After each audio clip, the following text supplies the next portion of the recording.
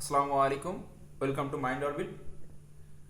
ভাইয়া, আর্টসে ভর্তি হয়েছি, বিজ্ঞান ভালো লাগে না, এই কারণে আর্টসে ভর্তি হয়েছি। কিন্তু আমাদের ক্লাস নবম দশম শ্রেণীতে যারা আছো, আমাদের ক্লাস 9 এবং 10 দুইটা বছর আমাদের বিজ্ঞান নিয়ে পড়াশোনা করতে হয়। মানে তোমাদের একটা আলাদা বই আছে, সেটা হচ্ছে বিজ্ঞান। ভাইয়া, বিজ্ঞানে কিভাবে ভালো করবো? তো প্রথম কথা হচ্ছে, বিজ্ঞানে ভালো করার জন্য তোমাদের প্রথমে যেটা দরকার সেটা হচ্ছে তোমাদের অত বেশি নলেজ লাগবে না, কিছু বেসিক নলেজ তোমরা যদি নিয়ে জাস্ট বোর্ড কোশ্চেনগুলো সলভ করো, বোর্ড কোশ্চেনগুলো অ্যানালাইসিস করো, তাহলে আমার মনে হয় তোমাদের বিজ্ঞানের জন্য যথেষ্ট হেল্পফুল হবে। আর জ্ঞান এবং অনুধাবনের জন্য তো একবার বলছি যে জ্ঞান এবং অনুধাবনমূলক প্রশ্নের জন্য তোমরা একটু বইটা খুললে যেটা হবে সেটা হচ্ছে ওখান থেকে তোমরা অনেকগুলো এমসিকিউ এর উত্তর পেয়ে যাবা।